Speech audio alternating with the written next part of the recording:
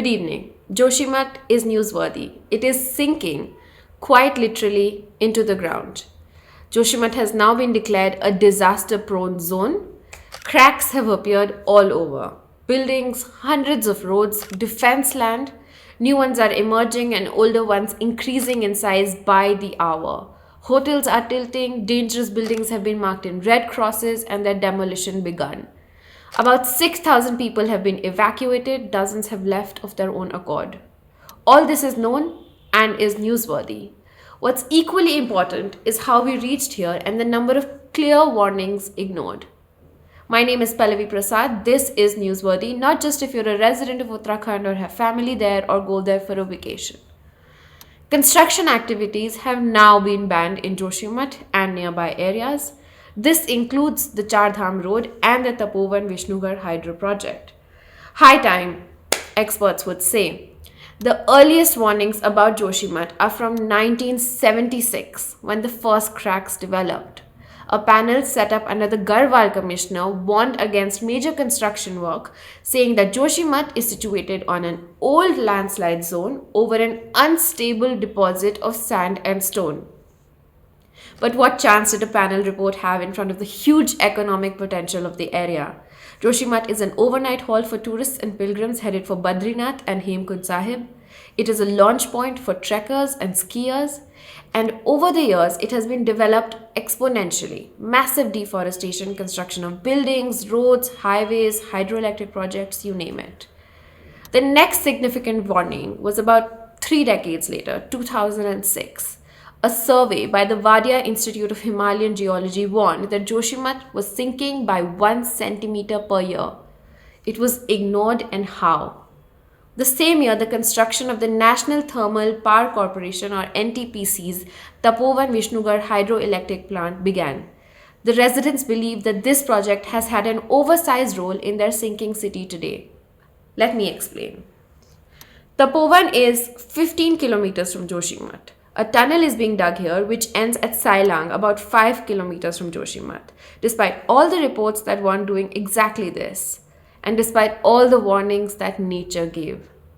Joshimath is situated on the slope of a high hill in the middle of Tapovan and Sailang.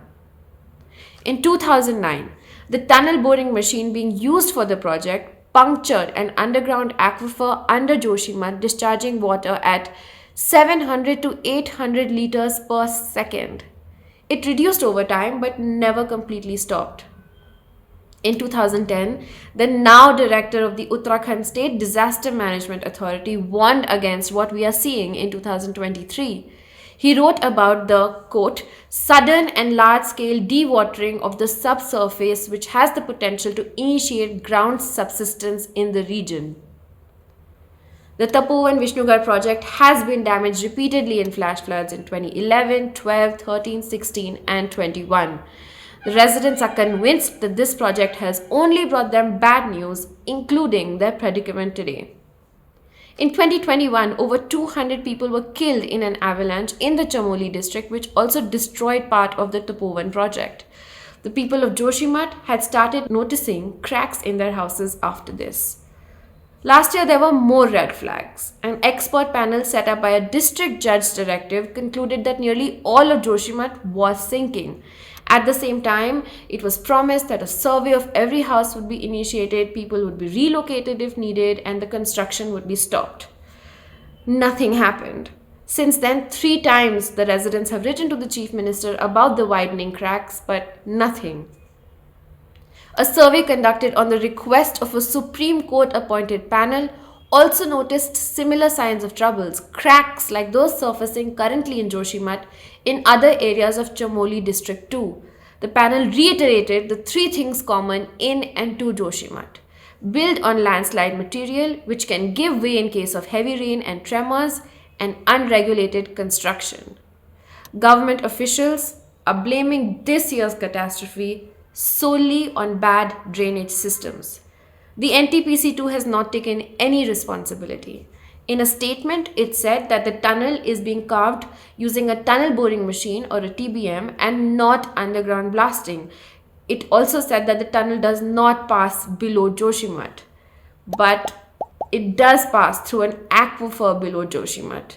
And contrary to the NTPC's claims, down to earth quotes a geologist saying that tunneling is being done from the Tapovan side by underground blasting and on the Sailang side with a tunnel boring machine. This machine has been stuck underground for the last several years, by the way. Residents of Joshimath have also alleged that explosives were used for tunneling for as recently as January 3rd. Now, add to this climate change, which is worsening everything. Several international and national reports have underlined that the Himalayan region is a hotspot for extreme weather events as global temperatures rise. Shrinking glaciers, heavy rainfall, cloud bursts, flash floods. All things that Uttarakhand has seen repeatedly, especially after and during the 2013 Kedarnath disaster. But we're not learning our lessons. The controversial Char Dham project, currently on pause but otherwise greenlit, may likely resume soon, even though environmentalists and locals are unanimous in their fear that it will bring ecological disaster to their doorstep. There have been multiple reports that trees are being cut and natural water channels choked because the project is failing to follow the government's own principles on how to build a road in the mountains. The Tapovan Vishnugad project will likely resume too, despite being 10 years behind schedule and several crores over budget. Another project, the construction of the Hailang bypass under Joshimath on a very steep slope, is also on.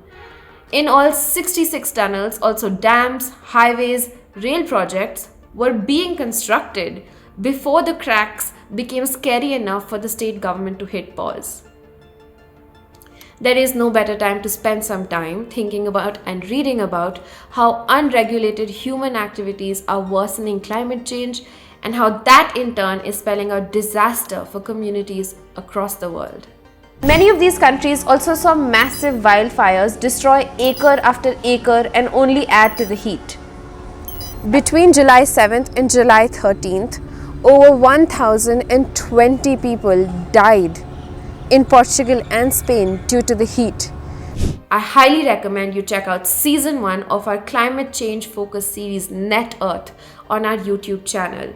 I especially recommend watching the episodes on climate change tipping points, which in a way describes Joshimath's predicament right now, and the episode on what you and I can do at a personal level to slow down climate change, besides of course urging those in charge to take concrete action.